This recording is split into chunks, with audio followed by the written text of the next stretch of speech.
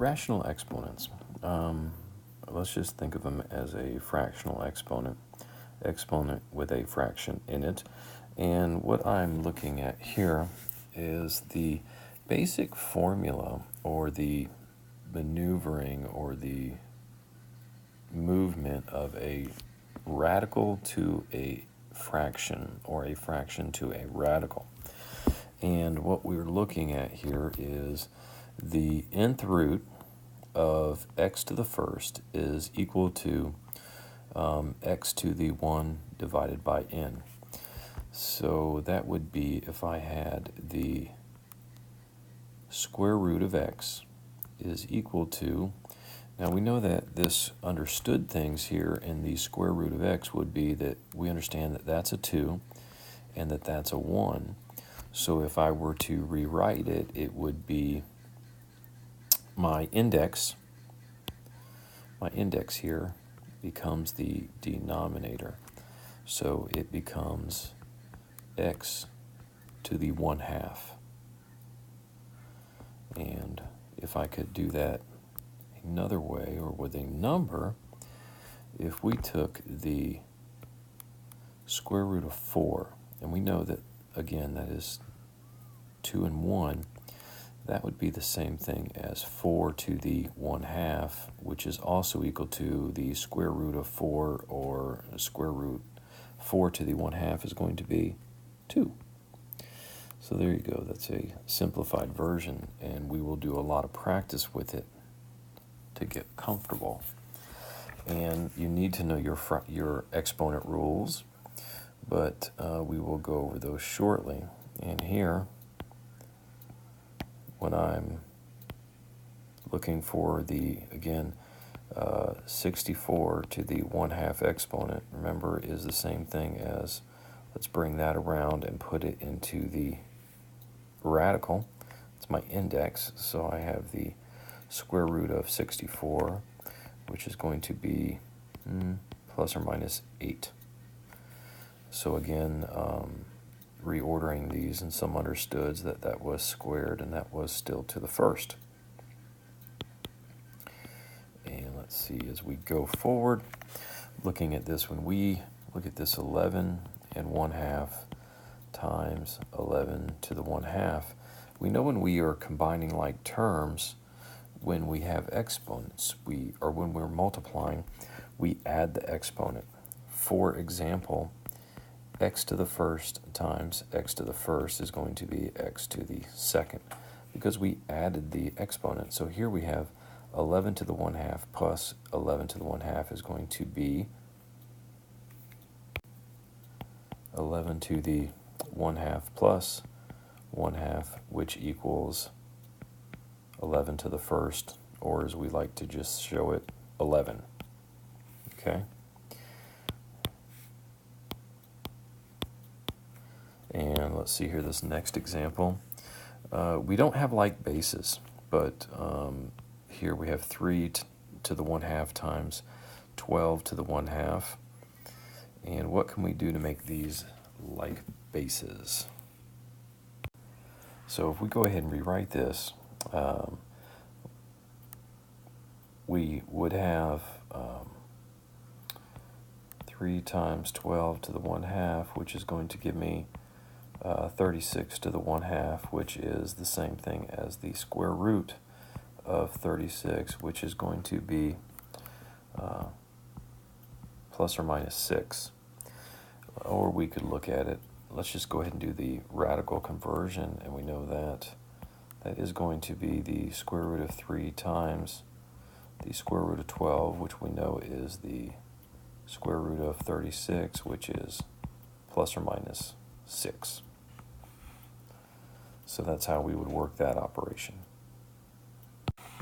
All right, now as we convert between exponential and radical form, and I've done that a few times up until now just to try to simplify some stuff, I'm going to go ahead and rewrite this as a positive exponent, which would be w 1 over w to the 5/8. And we know that in order to simplify that, in order to rationalize that, we need to get the radical out of the denominator. And we have definitely, now, what you could look at it as 1 over the 8th root of w to the 5th. And we know that we have to get rid of these roots in the denominator. And one of the easiest ways to do it, of course, is to multiply by some form. And what would it take to get rid of that radical? And if I multiplied by the 8th root of w to the 3rd, and again, if I multiply by it in the numerator, I need to multiply it in the denominator. So I have the 8th root of w to the 3rd. Now when I do some multiplication, I end up with, in the numerator, the 8th root of w to the 3rd over, looks like the 8th root of w to the 8th, which we know is going to, we're going to have some simplification there, and it's going to end up becoming just w. So I end up with the 8th root of w to the 3rd over w. And that is my answer and my simplified radical. Next example is going to be w to the 0.2. And let's go ahead and convert that 0.2 into a fraction. And I know that that's going to be w to the 1/5. 1/5 is equivalent to 0.2. Now, in order to simplify that, I think the only thing I can do is write it in its radical form, which is going to indicate the 5th root, right? We're going to bring that around, and we're going to have the 5th root of w to the 1st, or the 5th root of w. And there you go. There are those two examples in our notes. Okay, starting with our properties of rational exponents, and this is a review from previous years. And I know that when I have like bases and I'm multiplying, that I add the exponents. So a to the m times a to the n equals a to the m plus n. When I am taking a exponent and raising it to another exponent, then I do multiplication. So a to the m raised to the n power is going to be a to the m times n.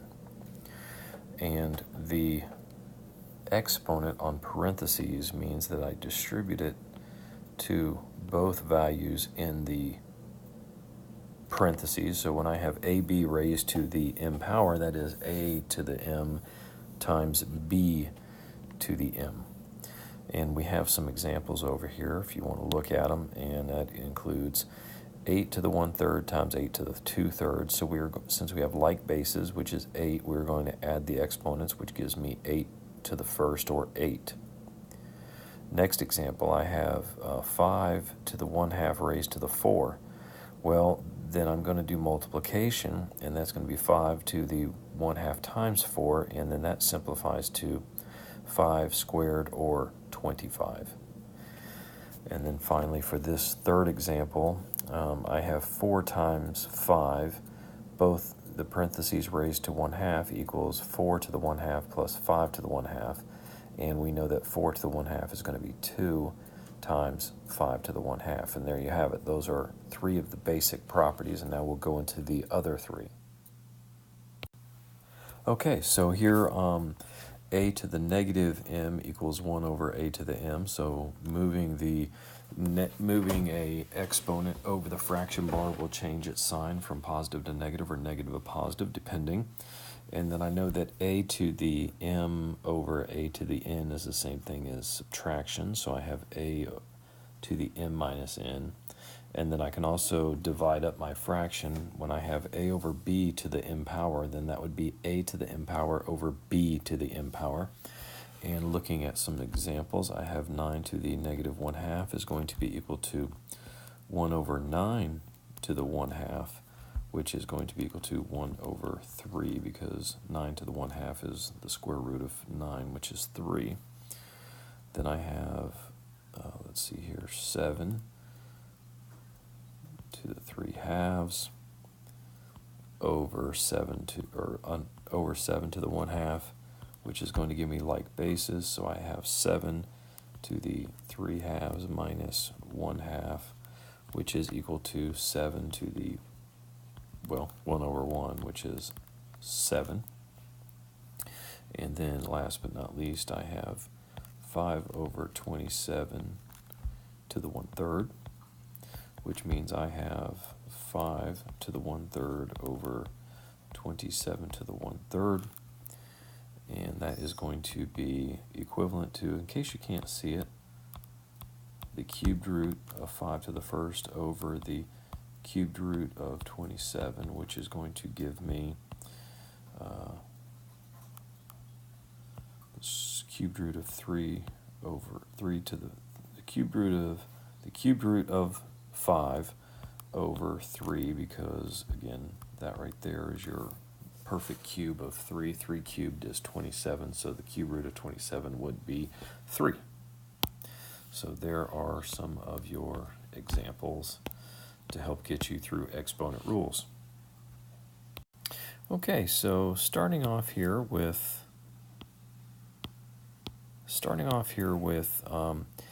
the square root of 3 times the 4th root of 3 is going to give me, let's just rewrite that as 3 to the 1/2 times 3 to the 1/4.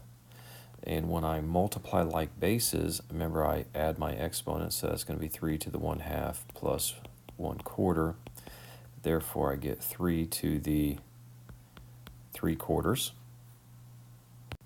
And that could be written as, remember how this works, the index goes around from the denominator, so we would have the 4th root of 3 to the 3rd. Those two are equivalent statements.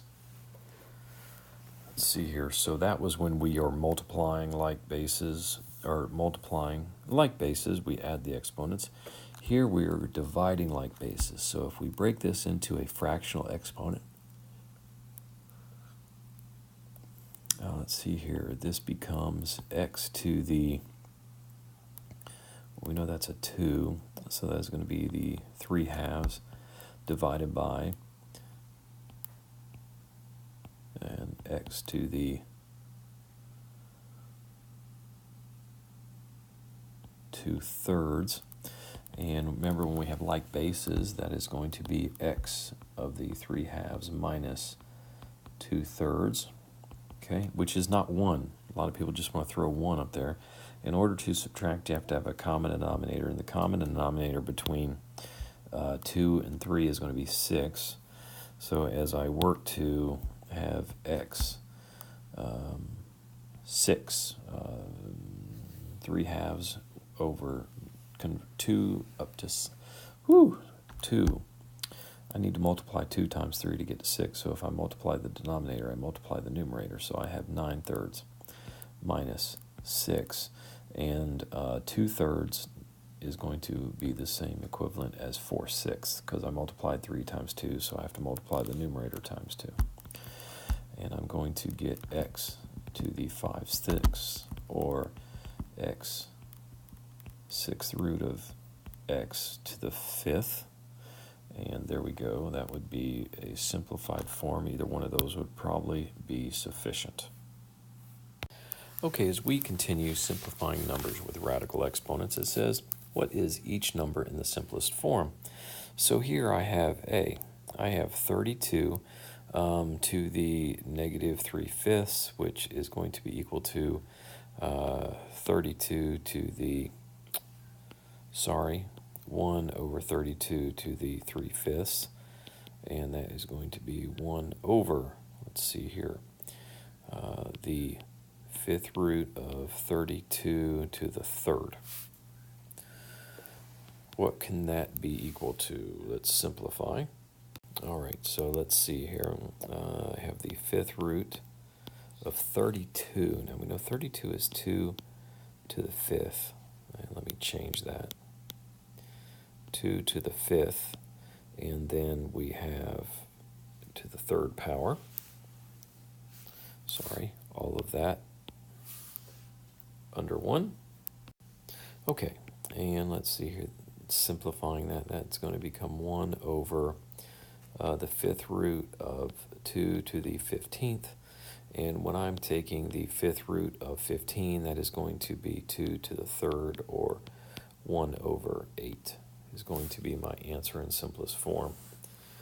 Let's see here, let's go to the next example, and that right here is going to be the 4th root of 16 to the 3rd. And what do we know about that? All right, if I do some simplification here, I know that if I'm looking for the 4th root of this, I know that that is going to be 4 squared raised to the 3rd power, which is the same thing as 4th root of 4 to the 6th. Okay, and let's see. All right, so we have 4 to the 4th power, and then that's going to leave 4 to the 2nd power. And I'm going to go ahead and show you this here. So I have 4 to the 4th power, and then we know that this right here is going to be 16, and we know that 16 is going to be 2 to the 4th power. So again, 4 to the 4th power times the, I said 4th power, 4th root, 2 to the 4th, and then some stuff's going to cancel out here. So that becomes 4, this becomes 2, so 4 times 2 is going to give me 8. And I will let you go ahead and try this last one on your own, but I can tell you that the answer is going to be 1 over 2,187. Some things to remember: might be easier if you change it into a fraction, and it might be easier if you get to a positive radical, which is going to be 9 over 7 halves. And that's a good start for you.